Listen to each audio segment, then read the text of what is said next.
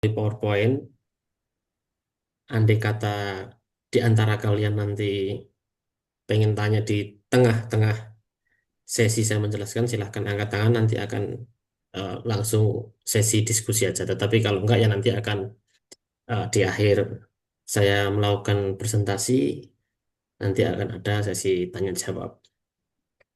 Untuk pertama yang ingin saya sampaikan pada pertemuan ini kepada kalian semua itu adalah The Idea of Indonesia.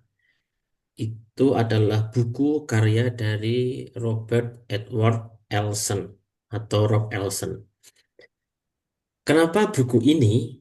Karena ketika pertama kali saya masuk di Australia menjadi seorang pelajar sama seperti kalian, tapi kalau saya nggak ada kuliah karena saya full time research di sini, eh, buku pertama yang harus dibaca adalah bukunya Rob Elson ini, The Idea of Indonesia. Karena terkait dengan pertama saya orang Indonesia dan kedua penelitian saya nanti akan eh, objek penelitiannya ada di Indonesia sehingga buku ini akan memberikan pandangan dari perspektif lain terkait Indonesia khususnya perspektif global. Kenapa buku ini? Nah, jadi buku The Idea of Indonesia itu memberikan saya eh, memanti untuk mendekonstruksi pandangan saya terkait dengan Indonesia itu seperti apa.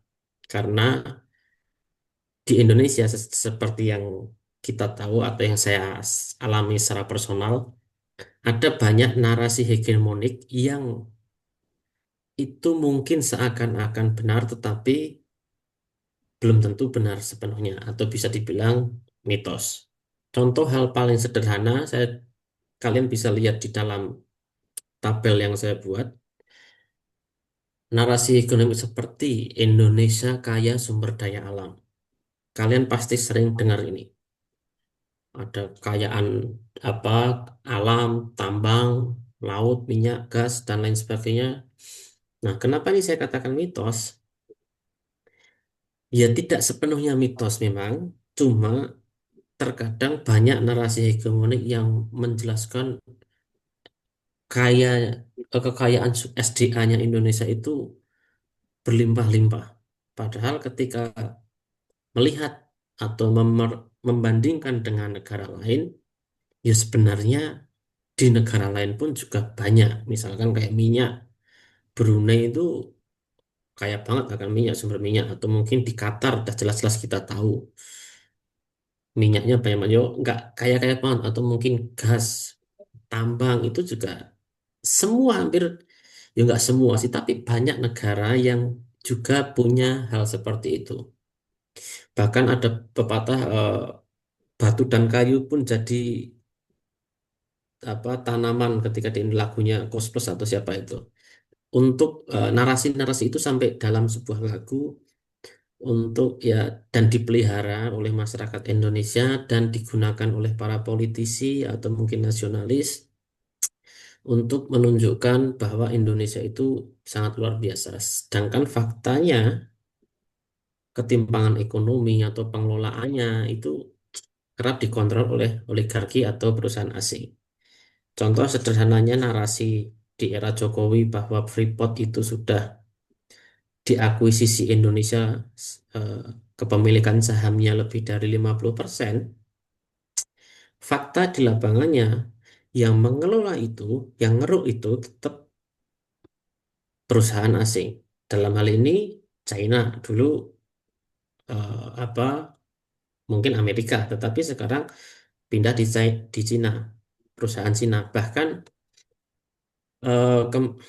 beberapa waktu lalu salah satu teman yang dia kerja di Kementerian Koordinasi Pemberdayaan dan kebetulan menjadi salah satu student juga di sini, satu dengan saya, itu menunjukkan bagaimana foto di Freeport itu tidak seperti di Indonesia. Lokasi Freeport itu tidak seperti di Indonesia. Kenapa? Karena pintu gerbang masuknya itu pagar besar bertuliskan Mandarin. Terus kemudian ketika masuk di dalamnya banyak pegawai-pegawai atau teknisi-teknisi itu dari Cina, bahkan sampai kepada manual book dalam pengoperasian tambang di Freeport itu semuanya berbahasa Mandarin. Jadi seakan-akan itu kayak dunia lain di Freeport itu. Nah, Indonesia memang kaya sumber daya alam, tapi ya faktanya so what, nggak kaya ketika pengelolaannya masih belum bisa dilakukan sendiri. Jadi narasi hegemonik itu menjadi salah satu upaya untuk mendekonstruksi pandangan kita terkait dengan Indonesia. Kemudian isu toleran, narasi toleran bahwa Indonesia menekankan toleransi antar suku, agama, ras, budaya. Itu mitos. Kenapa saya katakan mitos? Karena di fakta di lapangan banyak praktek eksklusi, diskriminasi, atau kekerasan terhadap minoritas. Contoh sederhana mungkin kalian akan sering mendengar orang-orang Nasrani itu kesulitan membangun gereja. Ketika kita ngomong toleran, ya harusnya ngomong apa salah sih bangun gereja gitu loh. Atau mungkin eh, pas puasa semua warung disuruh tutup. Nah itu kan nggak toleran sama sekali. Piye nek ngelih. Gak cuma orang Islam yang ngelih, kadang orang Nasrani, orang Buddha, Hindu kan juga butuh makan di siang hari, butuh jajan. Nah itu tapi banyak lokasi-lokasi yang memaksa warung-warung tutup atau paling enggak diberi cover untuk menutupi kalau warungnya tidak buka. Atau bahkan yang lebih ekstrim lagi kayak Ahmadiyah. Ahmadiyah itu harus dibubarkan karena merasa apa namanya berbeda dengan agama Islam. Nah, itu adalah bentuk intoleran yang muncul tapi sering dibenarkan. Nah, terus kemudian ada narasi tentang Pancasila sebagai ideologi final pemersatu bangsa yang tak tergantikan. Maaf, Pak. Maaf. Ya, PPT-nya bisa diperbesar nggak, Pak? Karena diperbesar. ya di sini tidak jelas. Oke, cara memperbesar itu ya, Cah. Ditampilkan seluruhnya loh, Pak, maksudnya, Pak. Iki neng tampilan kalian apa? Kayak di penayangan slide gitu, Pak. Nggak sepenuhnya ya? Oke, Enggak, sebentar. Pak. Eh, kalau sekarang, Masih. wait, wait. Ada emang seperti ini. Saya tuh urusan teknis itu juga bingung ini. Pak Ferdi, tak pandu ya. Oke, ini sama. Masih sama. Tepat Wait. waktu, Pak Ferdi. Oke, gimana? Stop share dulu. Stop share, oke. Di layar di layarmu, klik full Nah, screen, presentasinya di slideshow, udah tak slideshow, udah full screen. terus nah di zoom, klik share, Wait. terus pilih yang layarnya full. Wait. Berarti udah tak full screen ya. Hmm. Terus di zoom. Di klik share, Sebentar kakak.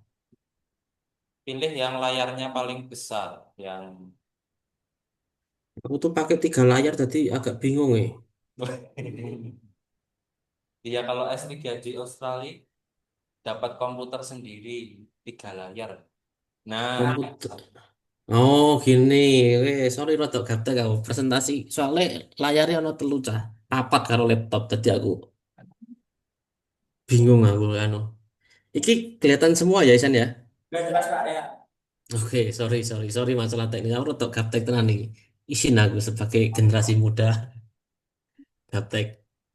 Oke, jadi saya lanjutkan ya. Jadi narasi hegemonik kayak misalkan Pancasila sebenarnya. yang dianggap sebagai ideologi pemersatu bangsa, bahkan dianggap sebagai asas-asas atau wajib kita mengikuti Pancasila itu kadang sering digunakan sebagai alat untuk membatasi ekspresi politik dan budaya. Jadi kadang misalkan contoh eh, beberapa waktu lalu sempat beredar misalkan kayak diskusi tentang komunisme di mana di suatu tempat itu dibubarkan karena itu adalah mengganggu Pancasila sebagai ideologi bangsa. Nah, hal-hal seperti itu sering sekali dilakukan oleh aparatus negara yang tujuannya kadang bukan sebagai pemersatu bangsa, tetapi justru malah sebagai alat untuk membatasi ekspresi politik dan budaya yang berbeda.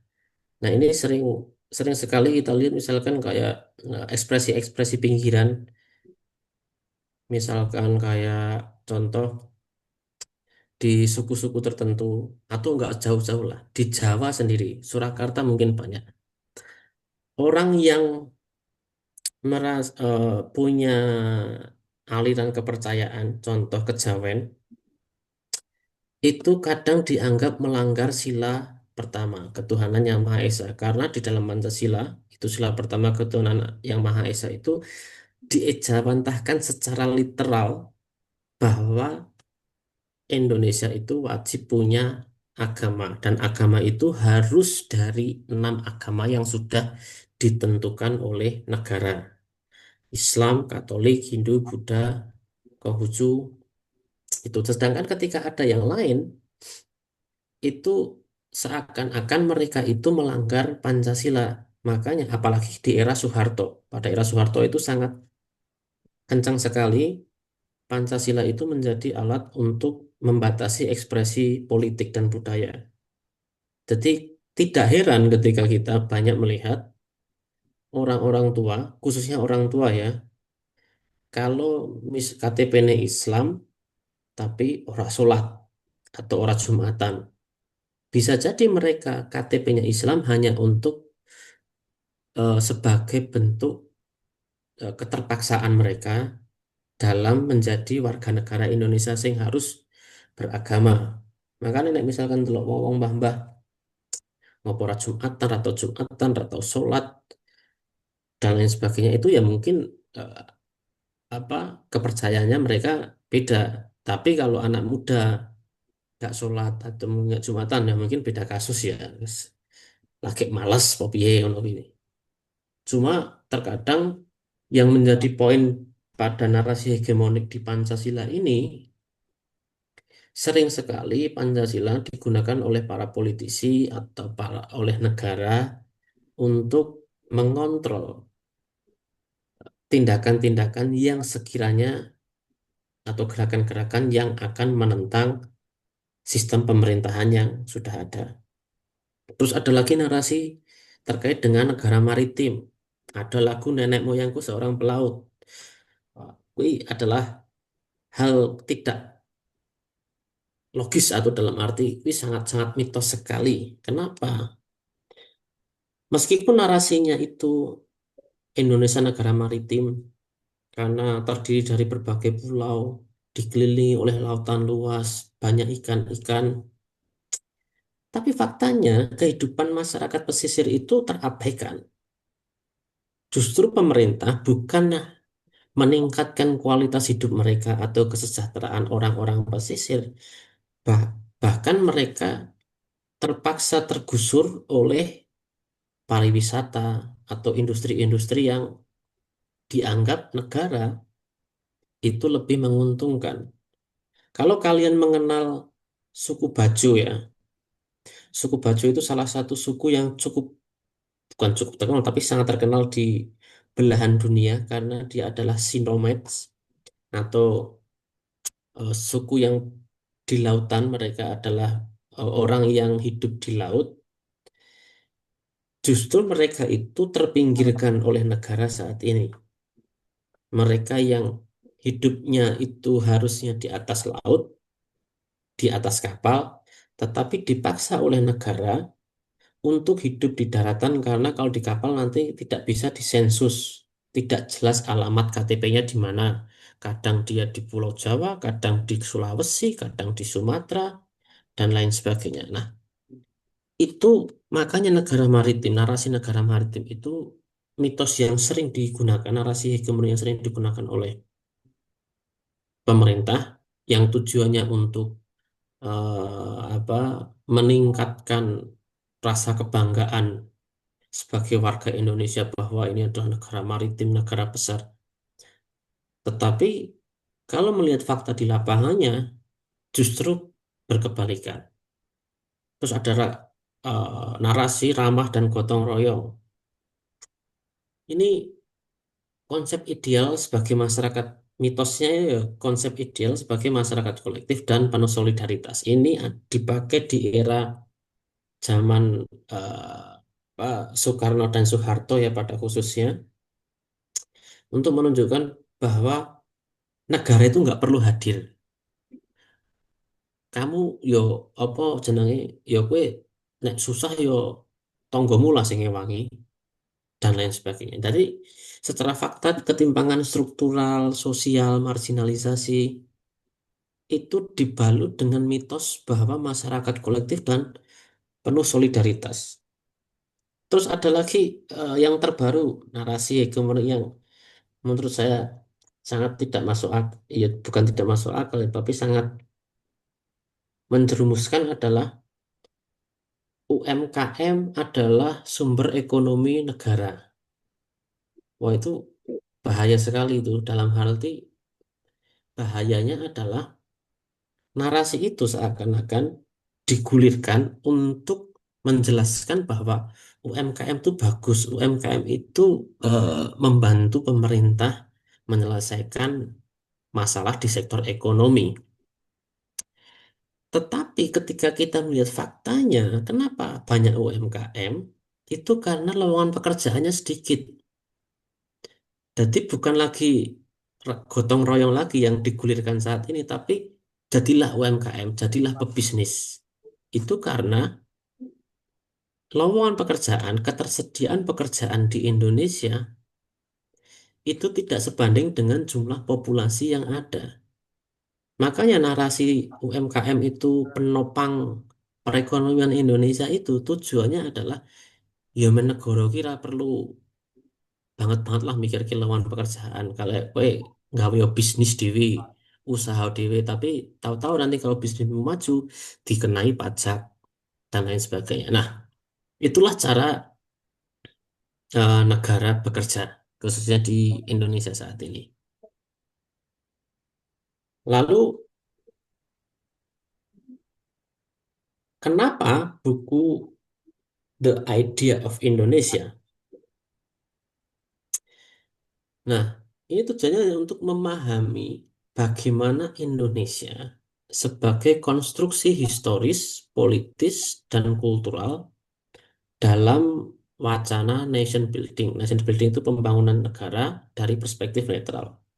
Kenapa saya katakan dari perspektif netral? Saya mel- saya mengetahui buku ini setelah saya masuk, saya masuk di sini, kuliah di sini dan mau penelitian tentang Indonesia, itu disuruh baca buku ini karena tujuannya untuk mendekonstruksi pola pikir bahwa oke kita kita warga negara Indonesia punya nasionalisme, punya rasa memiliki yang besar, punya rasa tanggung jawab yang besar sama Indonesia, menganggap Indonesia itu besar, tetapi faktanya ketika dalam komunitas global Indonesia itu besar dalam bentuk size-nya aja. Size dalam arti ukuran dari Aceh sampai dari Sabang sampai Merauke memang ukurannya besar daripada negara-negara lain. Tetapi besar dalam konteks yang dibanggakan itu ya enggak. Banyak orang yang tidak mengenal Indonesia. Yang saya temui ketika apalagi dari teman-teman saya yang notabene non-Asia, misalkan orang Eropa, orang Kanada, orang Prancis, atau orang Rusia, itu mereka nggak tahu where's Indonesia. Kalau orang Australia, mungkin tahu Indonesia, tapi yang mereka lebih tahu adalah Bali. Tapi kalau orang-orang Eropa sana, mungkin dulu waktu Pak Yunus kuliah di Belanda, sangat sedikit sekali orang yang tahu tentang Indonesia sekali. Kalau kalau wong di sini aja di Australia aja yang tahu tentang Indonesia aja sedikit, apalagi yang jauh lebih jauh lagi di Eropa sana. Makanya buku ini tujuannya saya ingin mengajak kalian semua untuk lebih punya pandangan lebih luas lagi terkait dengan Indonesia. Tidak sebatas kita menerima narasi hegemonik yang selalu diekspos di media sosial, baik itu oleh politisi, oleh pejabat, guru, atau dosen kalian sendiri. Jangan langsung mudah percaya begitu aja, tetapi lebih bisa aware atau mungkin punya kesadaran dalam memahami bagaimana sih Indonesia. Gitu. Eh, terus ini eh, di buku tersebut dari Rob Elson itu juga menjelaskan tentang asal-usul gagasan Indonesia. Sejak aku tak ngombe ngelak, aku ternyata ngomong terus.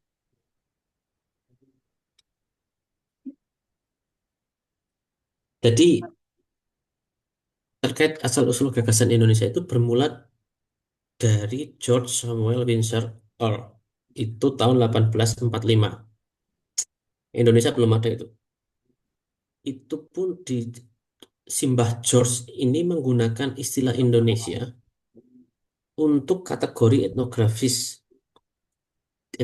dan geografis untuk menjelaskan wilayah Hindia Timur. Nah, pada waktu itu eh, Indonesia ini, yo belum Indonesia lah, wilayah kita ini masih disebut Hindia Timur oleh kebanyakan Eropa karena masalah jajahan dari Belanda.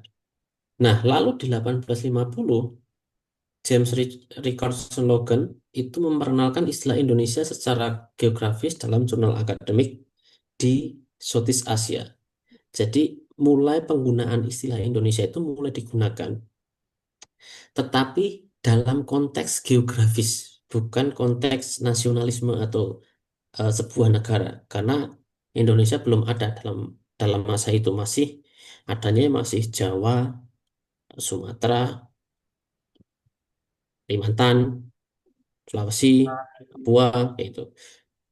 Nah, bahkan eh, pada masa-masa itu juga penggunaan istilah Indonesia yang dino, di refer apa ya, ditujukan untuk wilayah ini bahkan banyak menuai kritik dari berbagai pihak. Nama Indonesia itu kurang cocok untuk dijadikan sebuah nama negara. Nama Indonesia itu lebih cocok dijadikan nama brand rokok daripada sebuah negara. Kenapa? Karena tidak merepresentasikan apapun.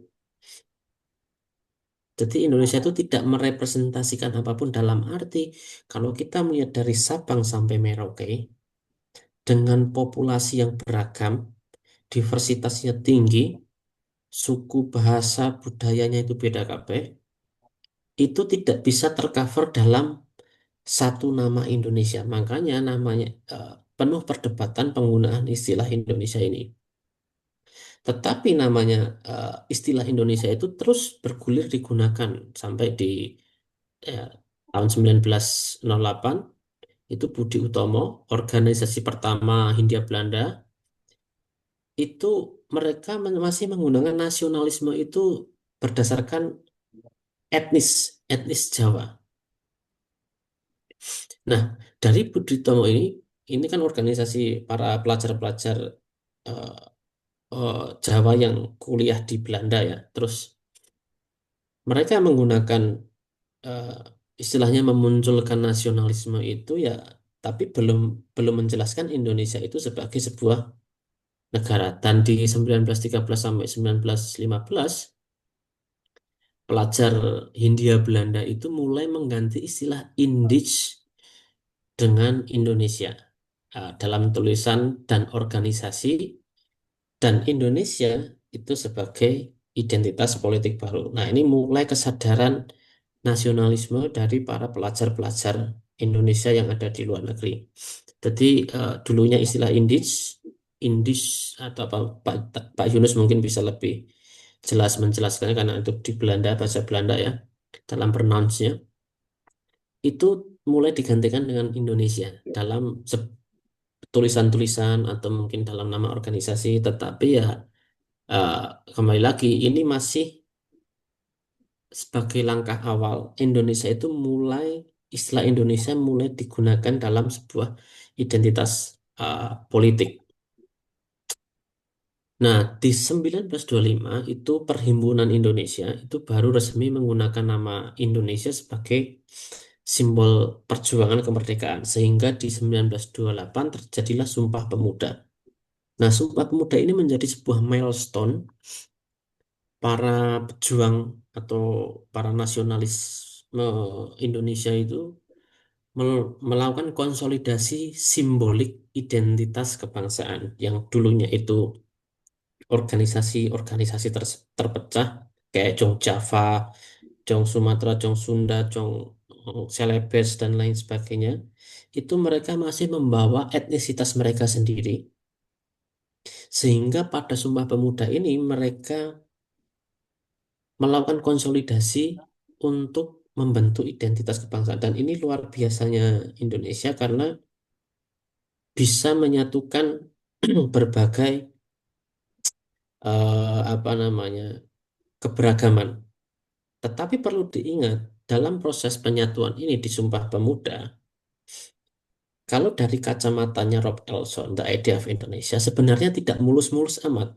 Dalam arti adalah kalau kita baca di buku-buku sejarah yang ada di Indonesia, mungkin akan muncul romantisme dan heroisme terkait dengan pahlawan kita, bagaimana mereka menyatukan sebuah negara Indonesia dari berbagai etnis yang ada di Indonesia ya. Tetapi kalau dalam buku ini justru ditunjukkan adanya beberapa pertentangan, misalkan di daerah Halmahera mereka itu sebenarnya nggak sepakat sepakat juga dengan Sumpah Pemuda, tapi karena mereka minoritas dan mereka itu sudah tergabung dalam istilah tongkrongan kui mau nggak mau mereka ikut. Jadi istilahnya sederhana kalau kalian itu nongkrong bareng, koncomu itu pengen eh, mabar main Mobile Legends misalkan, kalau yang nggak mau main itu kan akan terasing sendiri. Sebagai minoritas mau nggak mau kemudian nginstal Mobile Legends terus melu mabar bareng. Akhirnya terus kemudian muncullah kebersamaan mabar. Nah, proses Indonesia berdiri pun juga seperti itu dalam Sumpah Pemuda ketika dari bukunya Rob Elson ini. Makanya kenapa anak muda Indonesia banyak yang nongkrong? Ternyata pendahulunya juga seperti itu. Ya modal nongkrong, berkomunitas, dadi negoro. Jadi Sumpah Pemuda ini ya prosesnya seperti itu. Nah, lalu 1945 Proklamasi Kemerdekaan, gagasan Indonesia ini diresmikan sebagai entitas politik dan hukum dalam arti Indonesia berdaulat sebagai sebuah negara oleh Soekarno-Hatta. Tetapi kalau kita melihat perjalanan panjang asal-usul dari gagasan Indonesia ini, kita mengetahui bahwa istilah Indonesia itu sebenarnya bukan asli dari orang Indonesia. Bahkan itu istilah yang dilontarkan oleh George Samuel Windsor Earp pada tulisannya untuk mendefinisikan kategori etnografis, tetapi bergulir menjadi sebuah entitas politik dan hukum negara saat ini. Jadi eh, perlu kalian pahami bahwa boleh kita bangga sebagai warga negara Indonesia, tetapi ojo kebangetan, tetapi yo terus ojo abai, gitu ya. Karena prosesnya memang seperti ini dan kalian tidak akan temukan di buku-buku sejarah di sekolah dasar, di pendidikan di Indonesia, kalau prosesnya seperti ini. Yang dituliskan dalam buku sejarah Indonesia, kebanyakan khususnya di tingkat SMA ke bawah ya, itu lebih ke narasi hegemonik bagaimana sebuah negara itu didefinisikan sangat demikian rupa bagaimana pahlawan kita itu digambarkan secara heroik dengan romantisme perjuangan mereka terkait dengan kemerdekaan Indonesia. Tetapi ketika dilihat dari perspektif yang lebih netral, dalam arti kacamata orang luar, proses terjadinya Indonesia sebagai negara ya seperti ini. Lalu pertanyaannya bagaimana Indonesia membentuk identitas nasional? Nah, ini yang menjadi sebuah pertanyaan besar. Jadi Indonesia apa ya? Identitas nasional Indonesia itu dibentuk secara sepihak oleh orang-orang atau sebuah kelompok yang memiliki power untuk membuat narasi seperti itu. Kalau dulu di eranya Soekarno yang kita kenal sebagai Bapak Proklamasi, Soekarno itu eh, membentuk identitas nasional itu menggunakan tagline Bhinneka Tunggal Ika. Karena awal-awal kemerdekaan berbeda-beda tetapi satu jua. Sedangkan kalau kita melihat secara historisnya, secara konsep Bhinneka Tunggal Ika, itu artinya manuto, jangan kalian menentang terkait dengan sistem pemerintahan. Itu di era Majapahit kalau nggak salah ya. Jadi di era Soekarno itu sudah mulai ada bentuk-bentuk dominasi negara dalam proses membentuk identitas nasional. Contoh di eranya Soekarno ada DITII, itu mereka dimusnahkan karena mereka dianggap merusak apa namanya membahayakan kedaulatan Indonesia pada masa itu sehingga eh, apa gerakan-gerakan Islam radikal pada era Soekarno itu dimusnahkan. Terus kemudian pada masa itu juga Soekarno memaksakan untuk guided demokrasi dalam arti demokrasi terpimpin yang artinya semua harus mengikuti dari pemerintahan pusat baru diterjemahkan di daerah. Nah, ditambah lagi di eranya Soeharto, itu Soeharto kita kenal rezimnya sampai 32 tahun dan dianggap sebagai tiran otoriter. Identitas Indonesia ini dibentuk secara kultural, secara kita tidak sadar melalui doktrin-doktrin atau narasi-narasi hegemonik. Hal pertama yang dia lakukan adalah mengeliminasi semua sayap kiri atau komunisme. Komunisme dianggap tidak pas untuk Indonesia, merusak NKRI, dan menodai agama. Pada waktu itu Soeharto menggunakan agama sebagai tameng untuk memberantas komunisme. Terus kemudian setelah itu memaksakan enam agama itu di eranya Soeharto juga, semua penduduk Indonesia wajib beragama resmi, baik itu Islam, Kristen, Katolik, Hindu, Buddha, atau Konghucu. Awalnya Hindu itu juga tidak dianggap sebagai agama. Karena apa? Karena ketika melihat konsep ketuhanan yang Maha Esa, Tuhannya orang Hindu itu banyak. Ada Siwa, ada Brahma, ada Krishna, ada lagi yang dewa Durga, macam-macam lah kalau kalian nonton pewayangan itu macam-macam dewanya. Itu udah melanggar Pancasila. Tetapi karena faktor Soeharto memaksakan identitas nasional ini yang diambil dari Pancasila, ketuhanan yang Maha Esa sebagai alat politik ya. Agama Hindu itu sempat dikeluarkan dari agama resmi di tahun 60-an. Tapi beberapa tahun kemudian dia kembali lagi dianggap sebagai agama resmi setelah eh, apa namanya melakukan adjustment bahwasanya Hindu Hindunya Bali itu berbeda dengan Hindunya India. Makanya ada sebutan Hindu Bali. Nah, identitas nasional seperti itu dibentuk secara masif di era Soeharto. Bahkan di agama Konghucu itu ada khusus kitab berbahasa Indonesia karena salah satu faktor utama, salah satu syarat untuk menjadi agama itu harus ada kitab suci. Makanya agama Konghucu itu kemudian membuat kitab sucinya sendiri untuk eh, dianggap sebagai sebuah agama. Ini kalau dalam konteks teologi mungkin akan menjadi perdebatan, tetapi kalau dalam konteks cultural policy ini menjadi sebuah hal yang biasa didiskusikan. Nah, bagaimana Indonesia membentuk identitas nasional ini memang perjalanannya panjang dan mungkin tidak disadari oleh banyak pihak. Bahkan eh, dalam waktu-waktu dekat inilah misalkan Indonesia di era apa namanya di era Jokowi atau Prabowo ini kan ya itu tadi kayak misalkan Indonesia akan menjadi generasi emas.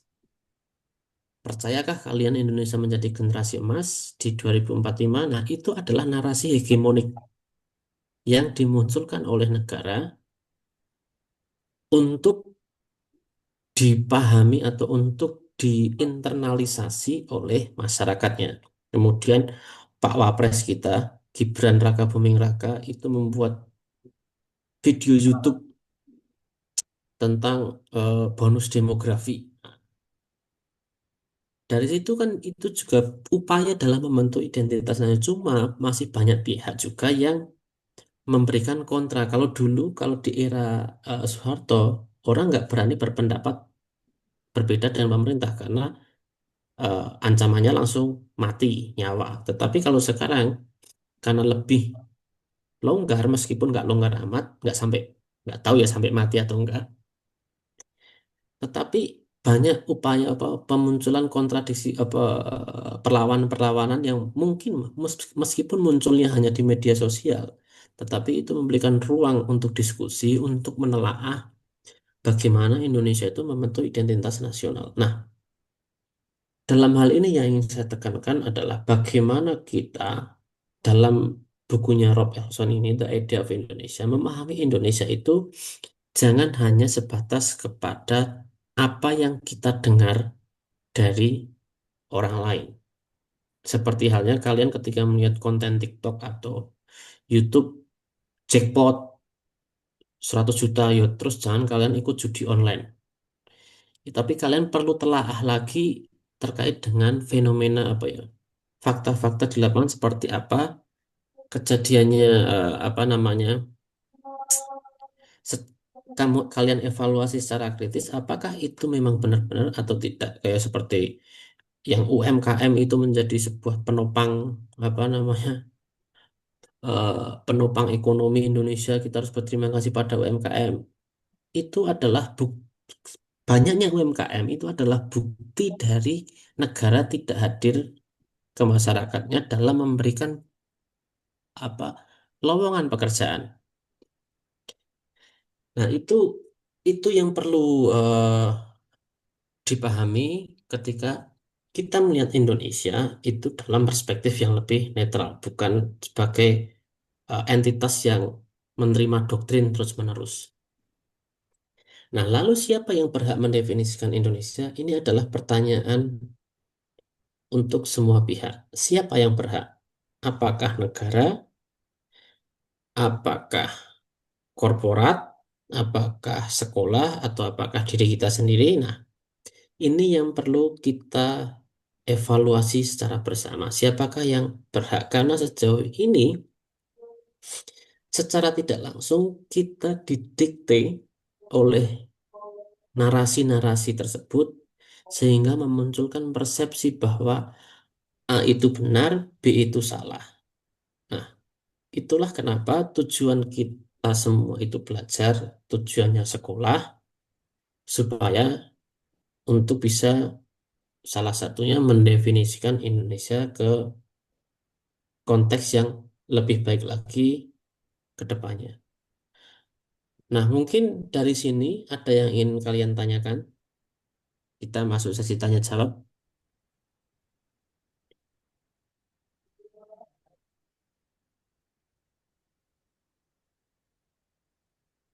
Bebas pertanyaannya apapun. Eh, Mungkin izin bertanya, Pak. Silahkan. Saya Dava Damaragani. Izin bertanya, di tadi itu di pembahasan awal ya, Pak, terkait narasi hegemoni, Mm-mm. yang mana itu kan Indonesia masih termasuk bisa dikatakan negara yang intoleran, Ya, ya, Pak ya. Nah, yang saya ingin tanyakan bagaimana kondisi khususnya toleransi sekarang ini di Aussie itu gimana, Pak? oke. Jadi kalau di sini ya toleransi, saya merasa di sini tuh orangnya paling, karena saya baru di nggak banyak negara, paling baru Malaysia sini, belum sampai ke Belanda kayak Pak Yunus. Tapi kalau di sini, menurut saya itu sangat lebih toleran daripada eh, di Indonesia. Kenapa saya katakan gitu? Karena dalam konteks agama ya, dalam konteks agama itu tidak ada sekalipun apa ya, diskriminasi dalam bentuk apapun. Contoh,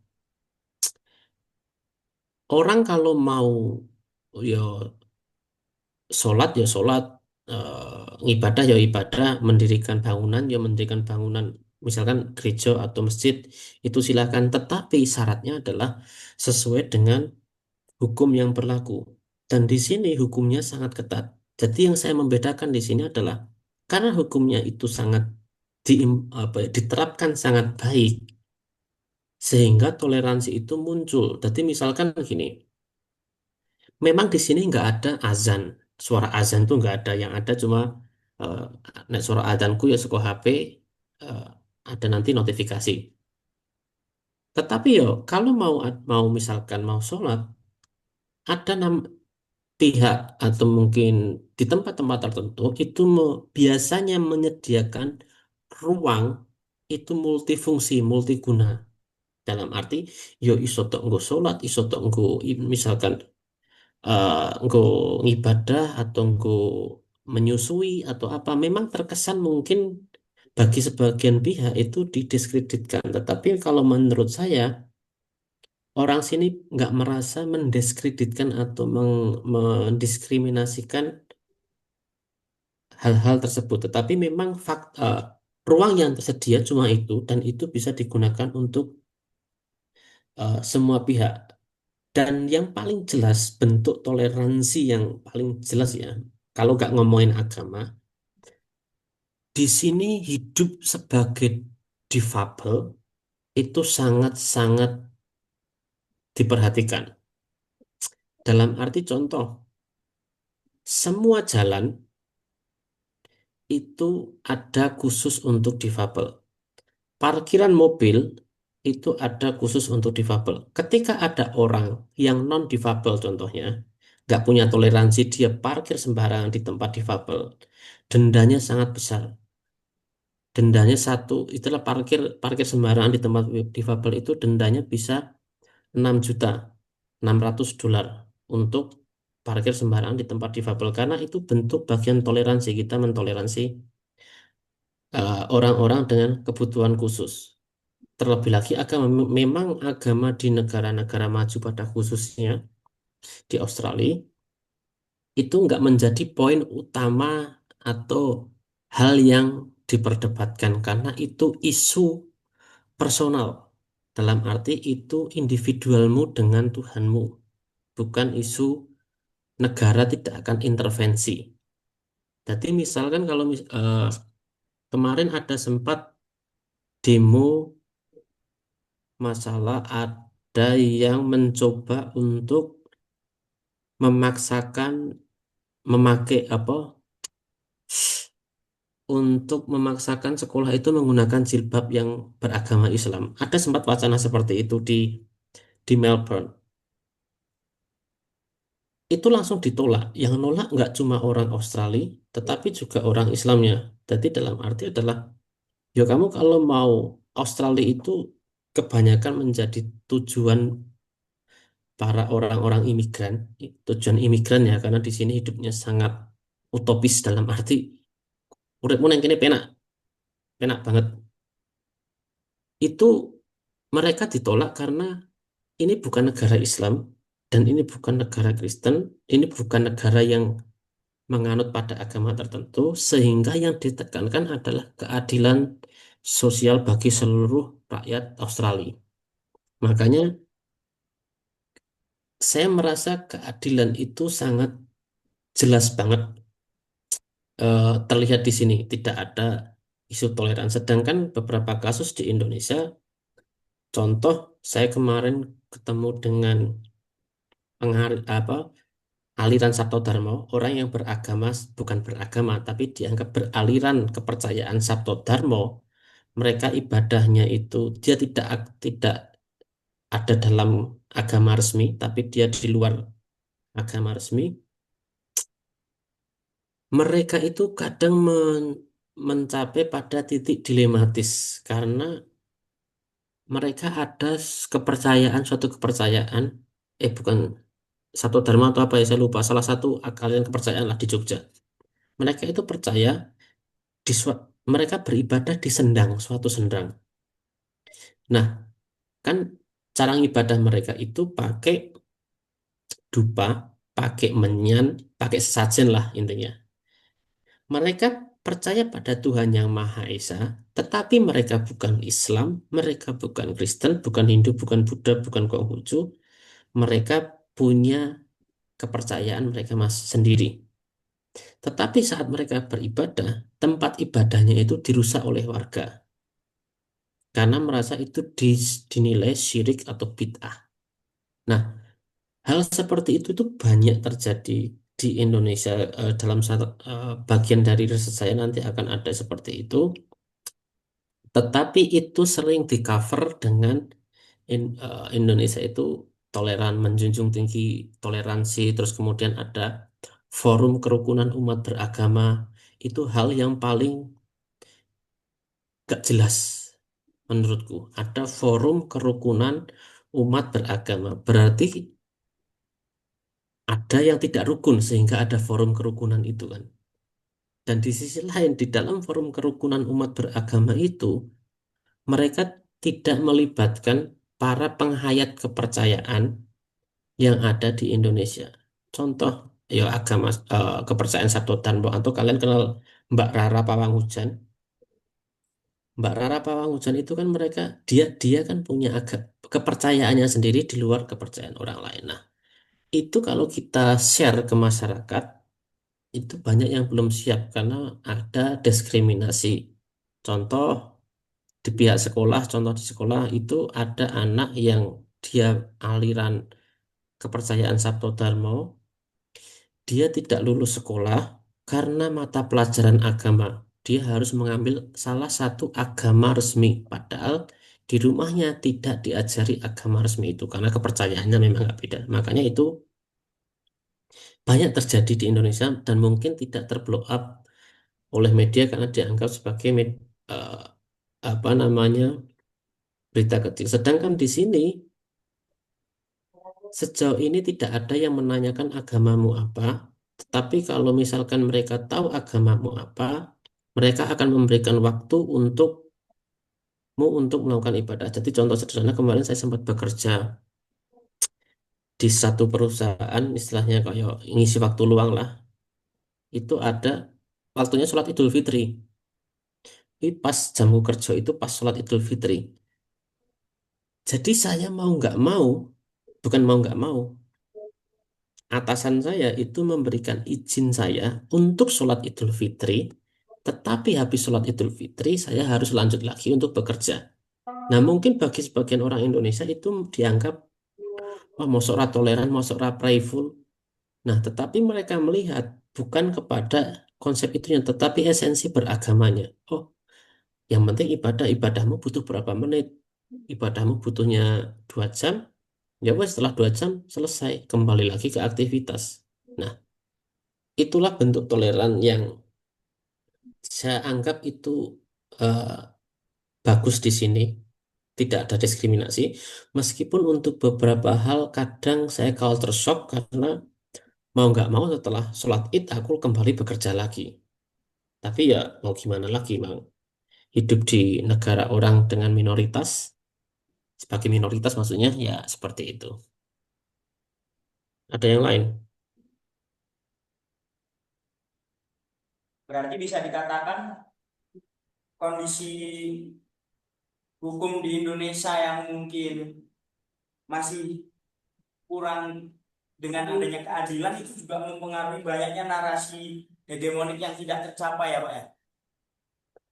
Iya, bisa bisa dibilang seperti itu karena menurut saya, ini kan yang saya sampaikan kan menurut buku. Tapi menurut saya faktor kepentingan atau politik politik identitas itu mempengaruhi dari bentuk-bentuk intoleransi yang muncul. Misal terkadang mungkin mungkin kita sebagai mayoritas menganggap itu biasalah mungkin. Tetapi kalau kita melihat esensinya, esensi lebih dalam lagi, contoh eh, apa namanya orang Nasrani sulit membangun gereja. Itu kan sebenarnya nggak adil banget bagi mereka ketika melihat kita POV kita itu sebagai orang netral. Itu sangat nggak adil banget. Atau mungkin banyak larangan warung makan menjual babi, apa masakan babi. Itu nggak adil banget buat orang-orang mereka. Sedangkan kita sering taken for granted apa ya mengambil itu secara cuma-cuma dalam arti karena udah kebiasaan merasa itu hal yang tidak masalah. Tetapi bagi beberapa orang atau mungkin ketika kita menjadi sebuah minoritas, mungkin itu menjadi hal yang tidak adil. Tetapi mereka kalau ketika bersuara akan habis oleh massa yang mayoritas Muslim ini karena Indonesia itu uniknya tidak mengakomodir semua secara retoris itu mengakomodir semua pihak, tetapi dalam prakteknya negara itu menyeleksi mana yang diakomodir, mana yang enggak. Nah, itu yang banyak terjadi saat ini. Ada yang lain? Ada yang mungkin Pak pertanyaan.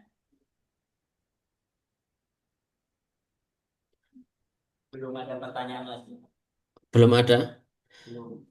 Oke, jadi pada intinya pada pertemuan ini yang ingin saya katakan adalah tujuan dari materi ini adalah saya ingin mengajak kalian untuk lebih membuka lagi wacana kritis dari kalian semua dalam menghadapi realita atau narasi-narasi yang berkeliaran di luar sana. Saya yakin kalian pengguna TikTok atau media sosial, dan saya yakin kalian terekspos dengan banyak informasi-informasi yang mungkin kalau di Indonesia sekarang Deddy Mulyadi kalau kalian nonton TikTok atau sosial media itu banyak banget Deddy Mulyadi Gubernur Jawa Barat sampai saya itu apa TikTokku tak hapus akun TikTok gara-gara isinya cuma Deddy Mulyadi tok. Itu tak hapus bukan karena saya benci Deddy Mulyadi ya yang bukan karena itu cuma itu nggak sehat dalam dalam perspektif saya karena nanti akan saya secara tidak langsung terinfluence bahwa wah ini apik, wah ini bagus dan lain sebagainya. Sedangkan eh, posisi saya saat ini sebagai peneliti untuk mengevaluasi kebijakan di Indonesia sehingga saya mencoba eh, stay away, agak jaga jarak dengan semua isu yang meskipun saya melihat dari berita-berita langsung, tetapi kalau expose dari media sosial itu sangat membahayakan sekali algoritmanya ketika kita sesuatu suka kita akan dibombardir dengan itu terus dan ketika kita akan dibombardir itu terus mau nggak mau kita akan menginternalisasi informasi itu sehingga melemahkan daya kritis kita. Makanya saya nggak tahu ya untuk kalian seperti apa. Tetapi saya pernah riset mahasiswaku, anak S1 juga, screen time mereka itu sehari itu bisa sampai 12 jam screen time. Dalam arti akses HP, baik itu nge-game, media sosial, atau apapun, itu sampai 12 jam. Melebihi waktunya, waktu untuk belajar. Waktu belajar tuh baca buku, nek mahasiswaku paling dalam satu hari itu cuma satu lembar. Satu lembar halaman buku. Nggak tahu kalian mungkin satu buku ya, atau berapa halaman lah. Cuma dari situ saya ingin memberikan gambaran kepada kalian semua terkait dengan bagaimana seharusnya kita melihat bangsa Indonesia ini, bahwa bangsa ini itu dalam pusaran narasi. Nah, tergantung narasi mana yang kalian mau ambil, tetapi berhati-hatilah terkait dengan narasi yang beredar sekarang, dalam entah itu yang kalian dapat di media sosial, berita atau manapun. Upayakan kalian punya kesadaran penuh untuk memahami narasi yang beredar, karena kalau tidak ya kita akan terbawa arus terus-menerus, sehingga Indonesia akan gini-gini saja, dan yang mendapatkan keuntungannya hanya orang-orang itu saja, dalam arti ya oligarki itu akan terus berjalan. Jadi itu saja, itu terkait dengan pertemuan ini. Untuk minggu depan materi yang akan saya sampaikan itu terkait Imagine Communities, karyanya Benedict Anderson. Itu sangat karya luar biasa untuk melihat bagaimana kenapa kita bisa disebut Indonesia. Oke, jadi mungkin itu Pak Yunus dari saya untuk hari ini. Terima kasih. Iya, terima kasih Pak Ferdi. Tepuk tangan dulu dong. Oke, terima kasih Pak Ferdi sudah berkenan berbagi. Minggu depan lagi ya Pak Ferdi ya. Karena Hari eh, hari hari Rabu Rabu, yang sama toh? ya hari dan jam yang Oke. sama. Sampai dengan 4 kali mungkin untuk kelasnya atau 3 kali. Nanti saya tekan nih. Oke, terima kasih Pak Ferdi. Oke, terima kasih. Saya izin live dulu ya, langsung ya. Siap. Oke, Assalamualaikum warahmatullahi wabarakatuh. Waalaikumsalam.